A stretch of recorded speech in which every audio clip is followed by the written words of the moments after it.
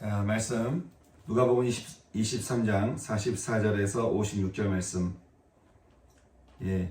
함께 우리 천천히 우리 말씀을 읽도록 하겠습니다. 때가 제60쯤 되어 해가 빛을 잃고 온 땅에 어둠이 임하여 제90까지 계속하며 성소의 휘장이 한가운데가 찢어지더라. 예수께서 큰 소리로 불러 이르시되 아버지 내 영혼을 아버지 손에 부탁하나이다 하고 이 말씀을 하신 후 숨지시니라.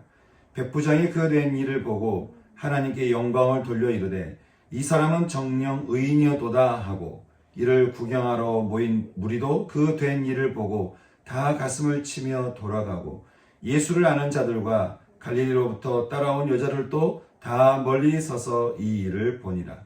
공회 의원으로 선하고 의로운 요셉이라는 사람이 있으니 그들의 결의와 행사에 찬성하지 아니한 자라.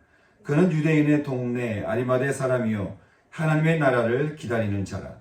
그가 빌라도에게 가서 예수의 시체를 달라 하여 이를 내려 세마포로 싸고 아직 사람을 장사한 일이 없는 바위에 판 무덤에 넣어두니 이날은 준비일이요 안식일이 거의 되었더라. 갈릴리에서 예수와 함께 온 여자들이 뒤를 따라 그 무덤과 그의 시체를 어떻게 두었는지를 보고 돌아가 향품과 향유를 준비하더라. 아멘.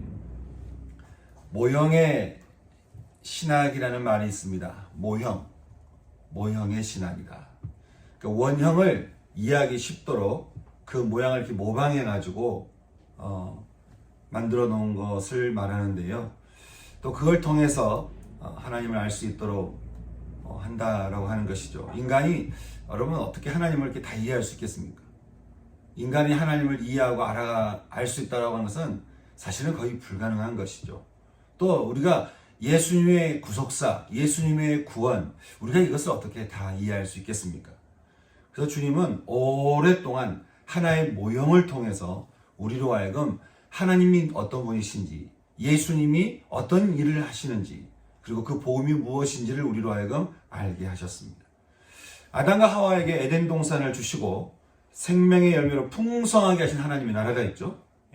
그게 하나님이 우리에게 주셨던 나라의 모습이자 또 앞으로 우리가 들어가게 될 나라라고 하는 것이죠.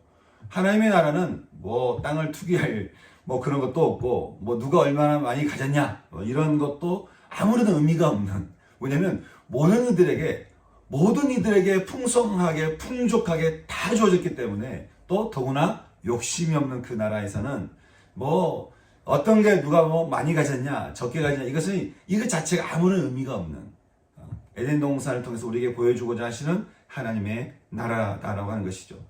또한 범죄한 아담의 그 죄를 짐승을 잡아서 그 피로 대신하시고는 그 가죽으로 수치를 가려주시는 하나님, 범죄한 우리의 죄를 하나님의 아들의 그 피로 대신하시고는 그 몸과 피로 우리의 수치를 또 가려주시는 하나님, 범죄한 세상에 오직 의인 노아만 살아남게 했던 노아의 홍수 사건이 있습니다. 역시 오직 의인이라 불려진 이들만 마지막 날에 그 믿음으로 말미암아 살게 될 것이다. 그렇게 우리에게 그 노아의 홍수 사건을 통해서 우리에게 말씀해주고 있는 것이죠.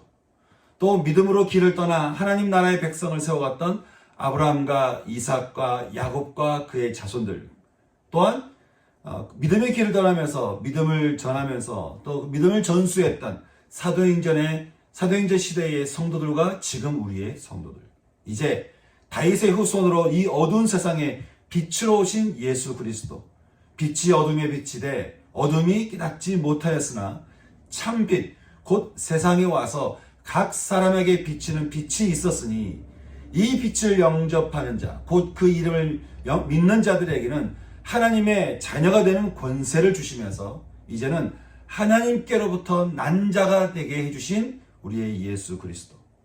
성경은 이처럼 구약과 신약을 통해서 그리스도가 어떤 존재인지를, 그리고 왜 인간이 그리스도가 아니면 구원을 얻을 수가 없는지를 우리에게 말씀을 해주고 있습니다. 어제도 이렇게 영신자매 함께 나누면서 용형제가 나누면서 복음이 무엇인가, 또 기독교가 무엇인가 이런 얘기를 쭉 나누다가 제가 그랬어요. 성경을 읽다가 이게 무슨 말인지 모르면 거기다가 예수의 이름을 딱 집어넣으면 다 이해가 된다고. 창세기부터 요한계시록까지 하여간 예수의 이름을 집어넣으면 아 그렇구나. 예수님이 이런 분이시구나. 하나님이 이렇게 하시려고 하는 거구나. 아 예수님이 이렇게 하시려고 구약 때부터 그렇게 우리에게 이런 일들을 행하셨고 보여주셨구나. 이거를 우리가 알 수 있다라고 하는 것이죠. 그래서 예수님이 지금 십자가에서 죽으러 가셨고 또 십자가에 달려 죽으신 것조차 이건 역시 우리에게 우리가 어떤 삶을 살아야 되는지 어떻게 우리가 구원을 받을 수 있는지를 우리에게 보여주시는 하나의 모델이다, 모형이다 라고 하는 것입니다. 오늘 말씀에서 이제 주님은 십자가에 못이 박혀서 이제는 죽으시게 되었습니다. 십자가에 못이 박혔을 때에 제6시, 우리 시간으로는 낮 12시입니다. 6시간 이렇게 생각하면 되시니까 제6시, 우리 시간은 낮 12시쯤 그리고 제9시, 우리 시간으로 오후 3시까지 온 세상의 빛을 잃고는 깊은 어둠에 빠져버리게 됩니다. 빛 대신 예수님의 죽음이 온 세상을 어둡게 만들어 버린 것이죠. 더구나 빛을 잃은 세상은 이제 대제사장만 들어갈 수 있다고 하는 그 지성소로 향하는 그 휘장을 찢어버리면서 이제는 믿음을 가진 사람이면 누구든지 대제사장처럼 하나님의 보좌 앞에 담대히 나아갈 수 있는, 누구에게나 해당될 수 있는, 누구에게나 대제사장만이 누릴 수 있는 그런 자격을 얻을 수가 있는, 그런 은총을 얻을 수가 있는 그 축복을 우리에게 주셨다고 하는 것입니다. 그렇게 주님이 십자가에서 그 일을 마치시고는 이제 마지막에 그렇게 말씀하시죠. 마태복음 증언에 따르면 엘리 엘리 라마 사막다니, 나의 하나님 어찌하여 나를 버리셨나이까. 시간이 흐르자 또 말씀하셨습니다. 아버지여, 이제 내 영혼을 아버지의 손에 부탁하나이다. 인간 예수님의 마지막 또 유언이 있었죠. 그것은 바로 내가 다 이루었다. 내가 다 이루었다. 우리를 향한 모든 구원과 생명의 역사를 나의 몸과 피로 다 이루었다라고. 그렇게 말씀하신 주님은 이제 소리를 크게 지르시고는 완전한 어둠 가운데로 들어가셨습니다. 여러분, 밤이 깊으면 별은 더욱 빛난다는 말이 있습니다. 세상이 완전한 어둠에 빠지게 되었을 때 그때서야 사람들은 예수님이야말로 빛이었다는 사실을 알게 되는 것이죠. 그리고 모든 어둠 가운데 그 빛 대신 예수 그리스도, 그 십자가를 바라보던 백부장은 이 모든 일을 보면서 말하기를, 하나님께 영광을 돌려 말하기를, 이 사람은 정녕 의인이었도다. 의인이었다. 그 현장에서 백부장이 이렇게 말할 수밖에 없었다고 하는 것이. 여러분, 그렇게 우리를 위해 몸은 죽고 피는 다 쏟아졌던 그 현장에서 주님께서 우리에게 말씀하시는 메시지는 무엇이겠습니까? 다시 모형의 신학으로 돌아가서 그 피의 현장에서 주님께서 우리에게 주시고자 하는 메시지는 어떤 것이겠습니까? 우리가 역시 그 십자가의 현장에서 우리가 죽지 않으면 주님께서 부활로 가셨던 그 길을 우리가 갈 수가 없다라고 하는 것이. 우리 역시 십자가에서 함께 죽지 않으면 내가 내 육으로 붙잡았던 것들, 그 내 생각이든 내 사고든 내 습관이든 하여간 내가 중요하다고 생각하는 것이든 나 이것 없이면 안 돼라고 하는 그 어떤 것이든 간에 주님께서 십자가에서 죽으시고 피를 다 쏟아내신 것처럼 우리 역시 죽지 않는다면 주님께서 그 십자가를 통해 부활로 가셨던 그 걸음에 우리가 함께 참여할 수가 없다라고 하는 것이죠. 사랑하는 여러분, 십자가 주님 앞에 주님께서 죽음으로 가셨던, 그리고 이제는 부활로 가셨던 그 걸음에 우리 함께 참여하지 않으시겠습니까? 십자가 예수님의 그 몸과 피를 먹고 마심으로써 이제 우리도 함께 죽고 이제 새 몸을 입게 되는 이 은혜 가운데로 주님이 우리를 초대하고 계시는데 우리도 함께 이 길을 가야 되지 않겠냐고 하는 것입니다.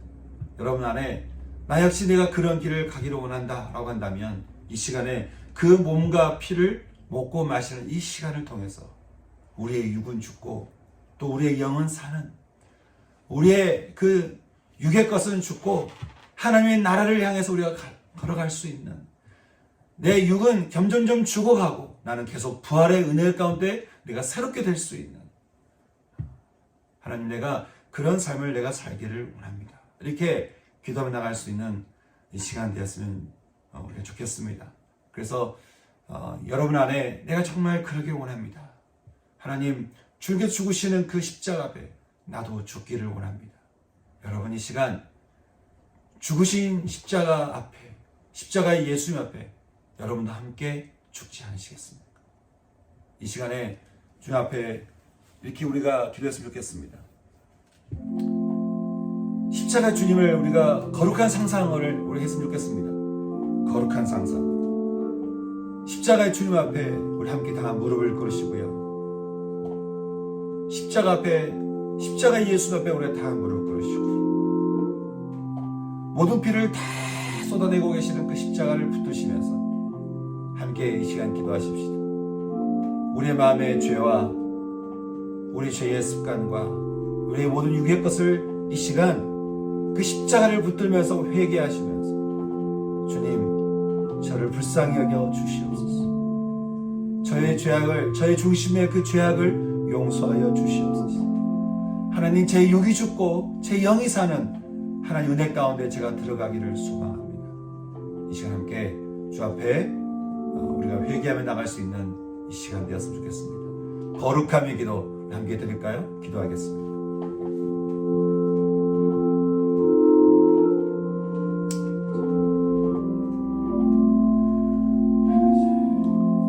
이 시간에 우리가 그 십자가의 예수 그리스도를 함께 영접하는 성찬을 통해서 함께 영접할 수 있는 우리가 이 시간을 갖기 원합니다. 주님이 말씀하시기를 이것은 너희를 위한 나의 몸이니 이것을 행하여 나를 기념하라. 진실로 진실로 너희에게 이르니 믿는 자는 영생을 가졌나니 내가 곧 생명의 떡이로다. 또 우리 주님께서 식후에 잔을 가지사 축사하신 후에 제자들에게 주시며 말씀하셨습니다. 이 잔은 나의 피로 세운 내 언약이니 이것을 행하여 마실 때마다 나를 기념하라. 떡과 이 잔은 십자가에 달리신 우리 예수 그리스도의 몸과 피입니다. 이 시간에 십자가의 예수님을 영접하시면서 우리도 함께 죽음으로 갈 수 있는, 그래서 우리도 함께 부활로 갈 수 있는 그런 은혜가 저와 여러분 우리 모두 가운데 있을 수 있기를 소망합니다. 함께 이 시간 잠시 기도하시면서 십자가의 예수님을 성찬을 통해 영접할 수 있는 이 시간 되기를 소망합니다. 떡과 여러분께 드린 떡과 포도주스를 먹고 마시면서 함께 이 시간 기도하겠습니다. 기도하시면서 드시고 또 드시고 기도하시기 바랍니다.